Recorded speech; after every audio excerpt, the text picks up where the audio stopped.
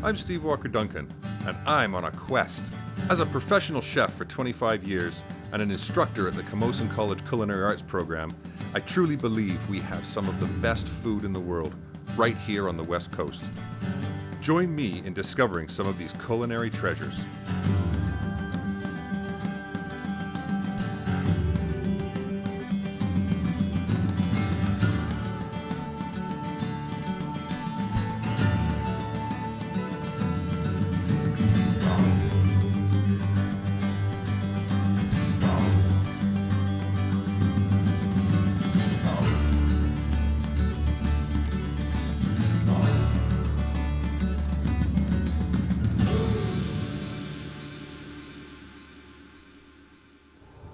I'm standing aboard BC Ferry's Northern Adventure, and over there is our destination this week, Haida Gwaii.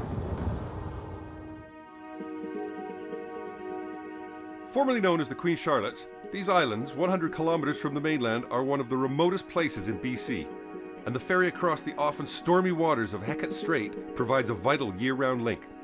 See a lot of variety of the sea conditions. In the wintertime it's quite rough. The interesting point of it is going through the islands before you get into the Hecate Strait, and the wildlife. You see a lot of whales, a lot of dolphins en route. The islands are the traditional home of the Haida Nation, who thrived here for thousands of years until the arrival of smallpox and other diseases that devastated the local population. At one time our population had been estimated anywhere from 30,000 people here on Haida Gwaii before contact to eventually to less than 600 people after smallpox. So we've really been through a lot, and we've just been surviving and rebuilding and reclaiming our culture, and this is just a step along the way to getting back to where we once were. Today, the rich culture of the Haida is celebrated in the superb new Heritage Centre in Skidegate. We're not a traditional museum. We are a museum and cultural center, which means that we're telling the story of our past, our present, but also our future. So really what we are is showing the living culture. There are no large towns on Haida Gwaii, only small communities like Queen Charlotte City, the administrative center for the islands. Recently, the southern part of the archipelago became the Gwaii National Park. Nearly 1,500 square kilometers of pristine wilderness. It contains the remains of many historical Haida villages, including the UNESCO World Heritage Site at Ninstance. Although it is only accessible by boat or seaplane, it is well worth the effort to visit these hauntingly beautiful sites and to experience the awesome wilderness. The easiest way to do this is with a local adventure company like Moresby Explorers. We've still got some river valleys, we've got some stands of old growth, we've got rugged, beautiful mountain peaks, and we've got lots of little islands to hop around on. So this is a unique place, and with the beauty around us and the access that we're capable of, a lot of people come back saying, you know, this is a high point for me. Like, I've never done anything like this. This is the kind of thing I hear back, right? So. Although remote, these islands were able to support a large population. The elders would say, you know, once the tide is out, the table is set. And I think that's still the case for many people today. And the food, basically, the rich resource and abundance that Haida Gwaii has provided for us, which we're so thankful for. And a lot of our ceremony and songs are just thanking the Creator for the abundance that we've received and how lucky we are to be here.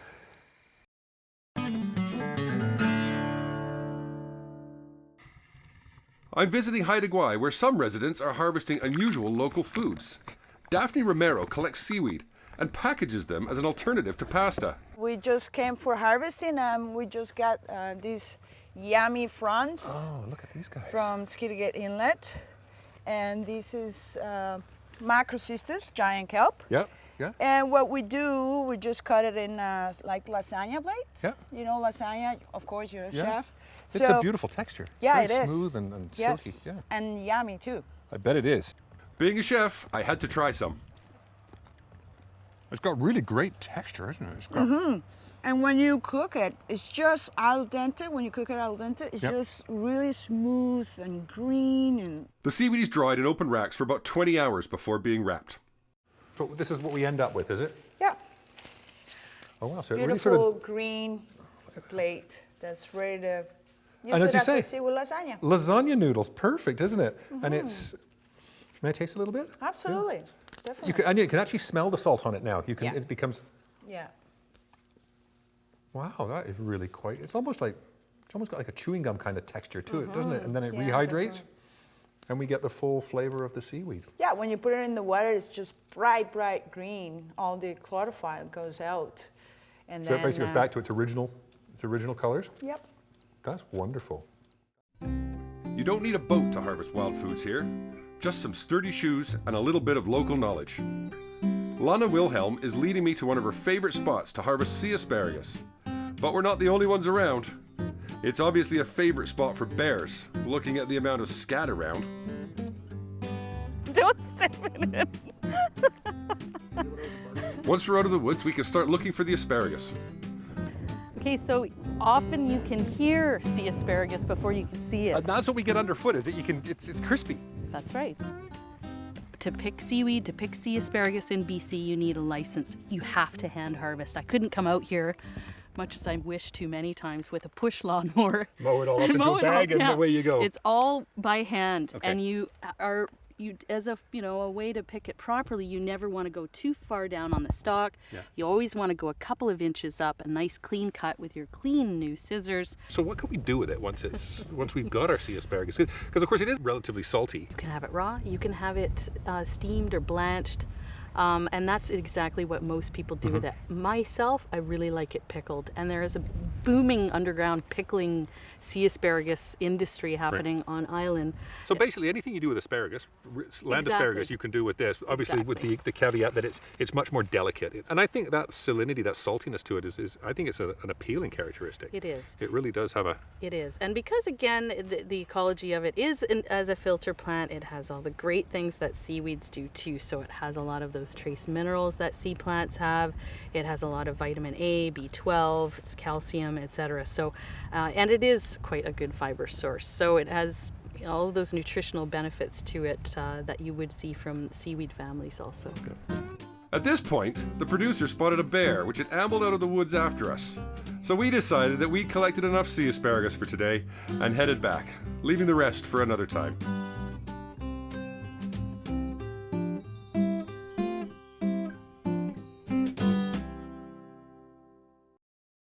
It's the next day, and I'm heading for the northern tip of the islands with Andrew Merilees of Haida Gwaii Discovery Tours. He's taking me to North Beach to try crabbing. But on the way, he insisted we have to stop for a cinnamon bun at the Moon over Naikoon Bakery, which is completely off the grid. Meredith, the gal that owns this place, is an ingenious person. She has solar panels up 100 feet up that tree, which gives me electricity for light and music. The water is a huge tank up on the hill, and it's gravity feed, and the fridge and the stove and the hot water are propane. Wow. So we're And you're fine with really it. just sort of on this one track road out to the North Beach, and you get a lot of, I guess you get a lot of people stopping in for your famous cinnamons. Location. Yeah, yeah. Right. And this is, I mean, these are the finished ones. These look awesome. Right. And this is the beginning. This is the beginning process. Yeah, so you just bet. a standard sort of yeast dough. Yep, Of course, the secret of a cinnamon bun is the butter and the cinnamon and the sugar, isn't it? absolutely. Don't tell anybody. So we're rolling it out. You're rolling out quite thin. Quite thin, so you yes. get lots of layers. Yeah, exactly. Yeah. See, you know that secret already. Cinnamon and brown sugar, Cinnamon and brown sugar. Oh, lots of it. lots and lots of it. So you do put raisins in them. Oh, absolutely. Yes. And then the rolling process. Roll it up gently, not too tight. So how many of these do you make a day?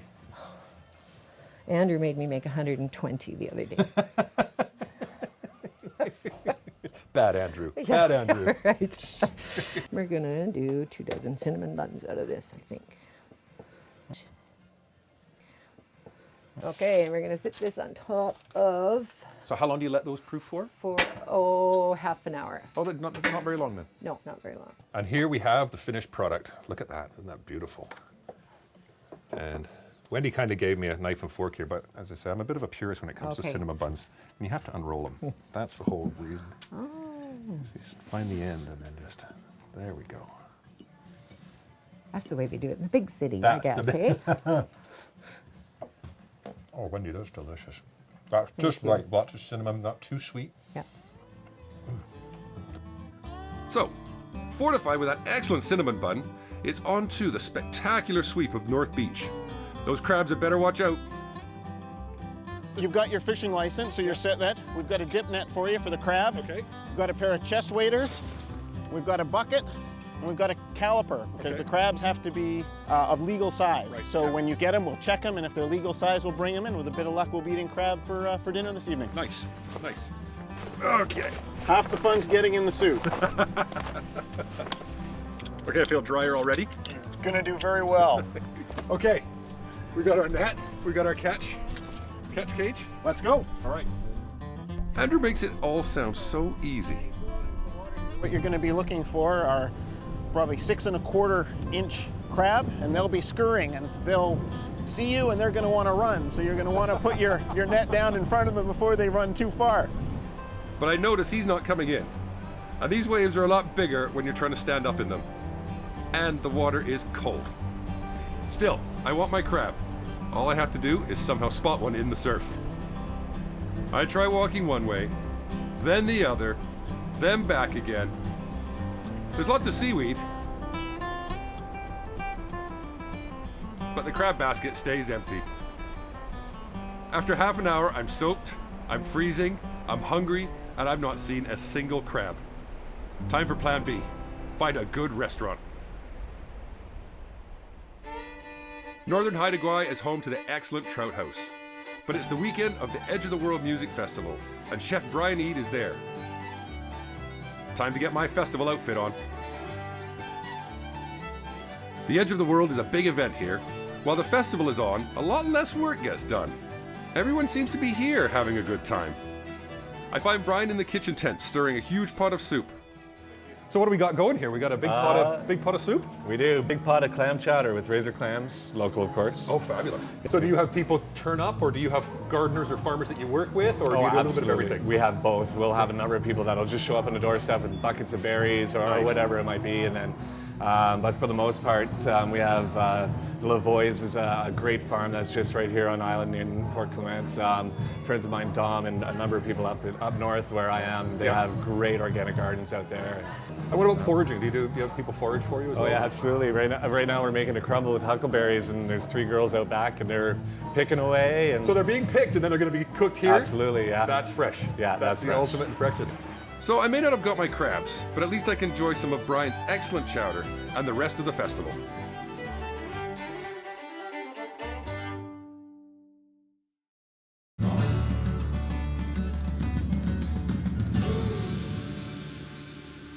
Well, we're back from the wilds of Haida Gwaii, and I'm delighted to welcome Gloria Makarenko into the studio with us this afternoon. And I'm delighted to be here, Steve. Thank you so much. And I understand you're from the Great North as well, yourself? I grew up in Prince Rupert, which is a wonderful city. It is a great, great town to grow up in. I went all the way through school there. And I think the longer I'm away from Prince Rupert, the more I realize sort of the riches of that community had to offer, just in terms of fresh seafood. And my father was also a hunter, so we had a lot of game growing up too. So we're going to do sushi today. Okay. Nice fresh. We've got some fresh chanterelles from the Haida Gwaii. Now these ones are these are dried, so you can get these any time of the year. Just rehydrate them in a little bit of warm water, 20 to 30 minutes, and they're back to almost perfect. So we're going to do a vegetarian sushi with the mushrooms. We've got some peppers and some onions. We're going to do some clams and salmon sushi. I've never made sushi. I love sushi. I've never ever We're made going to it. make you an expert. Well, what we're going to do, and I've done the rice already because that takes a while. This is a sushi rice, okay, short grain rice, so it's very starchy, which makes it stick together. And Sushi. nothing else. You don't put vinegar in it or any. You answered my next question. No. Oh, really? There we go. Oh, look. Is that So vinegar in that pot? This is the sushi vinegar. Now, what this is 2/3 of a cup of rice wine vinegar, Oh, okay. half a cup of sugar, and 1/4 cup of salt. So it's very pungent because that's what sushi is. Sushi literally means vinegared rice or pickled rice. So basically what this does, this is seasoning, this is flavoring the rice. So we just pour that last little bit in there. I've already put some on there. And we just keep that covered with a damp towel just in case it dries out on us. What I've actually done is pre-done some clams. Okay, so I've done cooked the clams Aren't you prepared? and just chop them up so we don't have to get clam nectar all over the place. The next thing we need to do is we're just going to sort out some mushrooms. So if we take a couple of these each, what we want to do, because we're trying to make everything long and thin so it rolls, is if you just grab the mushrooms from the top and just sort of strip them down. Oh, I don't even need a knife for this. No, that's it. And Oh, peeling mushrooms. They just naturally separate into long strands. Oh, I love that And I've texture. got a little pot over here on a low heat. I'm just going to get that going. I got just a drop of vegetable oil in there.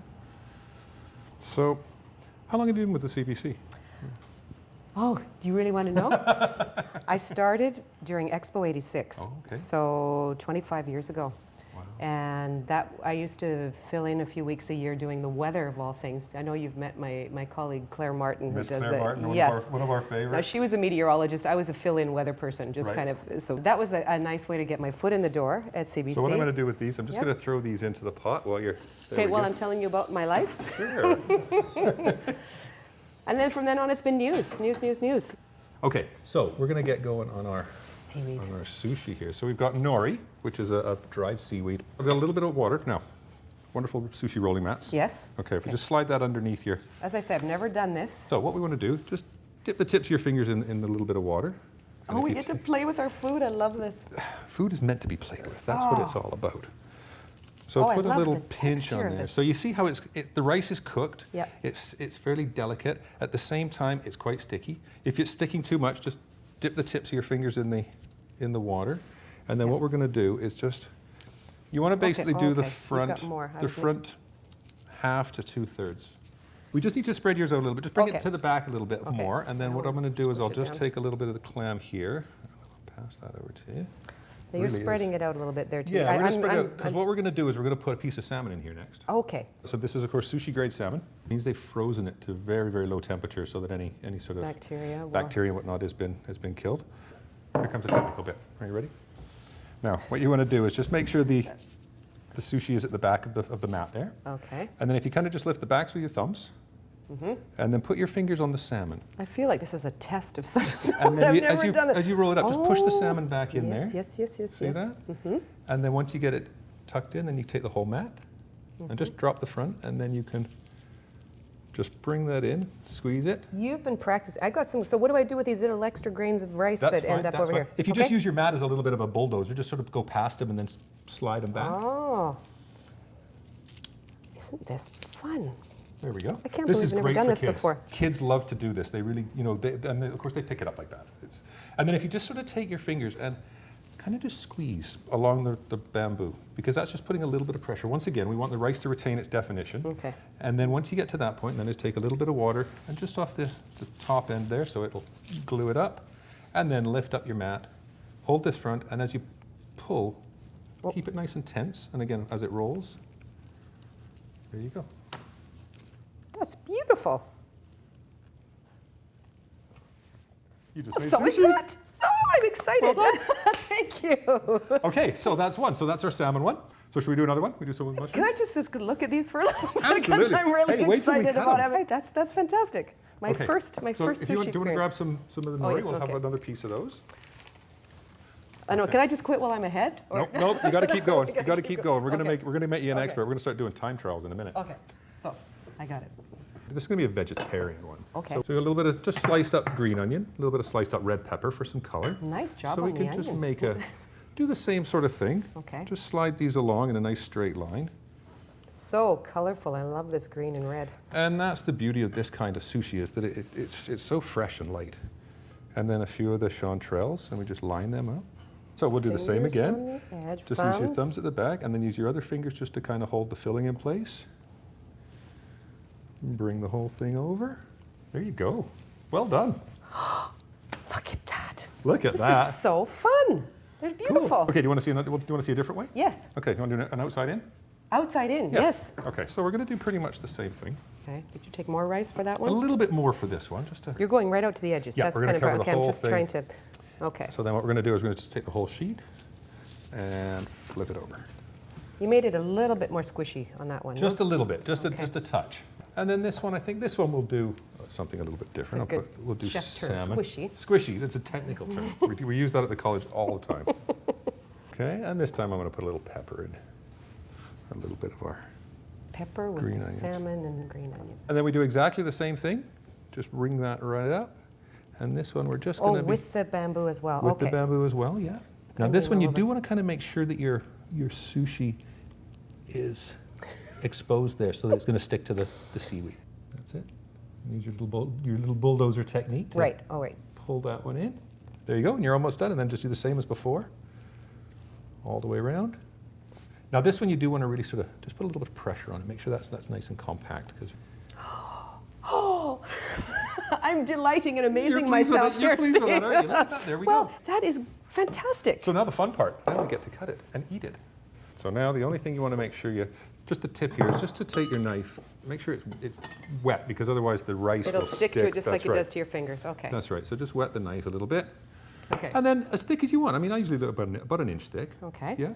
And then just let the knife slide through. Okay, so slide There we go. it through. Oh, That's look at that. fantastic. Gloria, we'll make a sushi chef out of you yet. Arigato. Gotta get that. Hi. Can we do that too? Absolutely. I think we have to bow after this, don't we? Definitely. So what do we think? Fantastic. I'm going to try one of your salmon and clam ones because they just look delicious. Okay, I'm going to go for the outside in one. Gloria? Cheers. A pleasure. Thank you.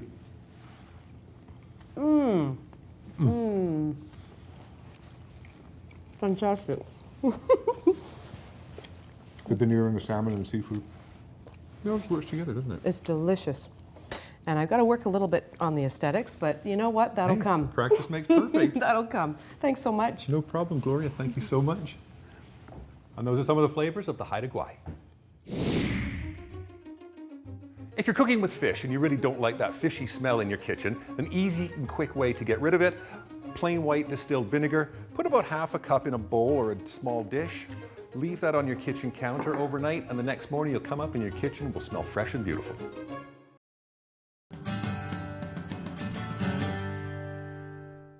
We're here again with Rod Phillips, the wine expert extraordinaire. Rod, we've got a little bit of sushi, we've got a little bit of chanterelle, we've got a little bit of salmon, some clams.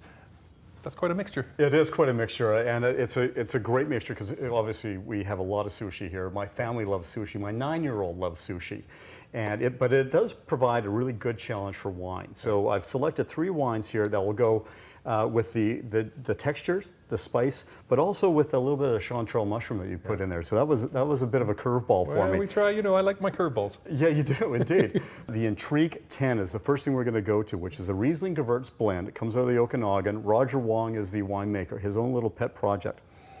And you'll get a lot of freshness on that. You got It's apricot, a beautiful pear. smelling wine. Yeah, it's like an Absolutely. orchard. It does, exactly. This is a big, rich wine that will just it'll just caress. And that's exactly it. Just sort of coats the mouth, and I can just imagine the rice and the spice from the acidity from the vinegar and the richness of the chanterelle is working so well with that. Exactly. Now the second one I've got here is Volcanic Hills, which is just on the side of the Mount Boucherie. Just down from Mission Hill. Just down from Mission Hill, exactly. Now, generally you don't put red wine with sushi at all, but Gamay, as you know, is a grape of Beaujolais, but it has a juiciness to it, but it also has an earthiness to it, and this particular one has a great earthiness to it. Which, of course, blends so well with the umami of the mushroom. Mm-hmm. So the last one, of course, we have to have a brew. We have to have a brew. And a Japanese beer, of course. And a Japanese beer, which just goes so well with this. And the reason why you usually pair beer with this is that there's that dry acidity on the palate. It just coats it all, so you're ready for the next bite. Wonderful, wonderful. Once again, Rod, outstanding job. Thank you. Flavors of the West Coast, Rod Phillips, sushi. What more could you ask for?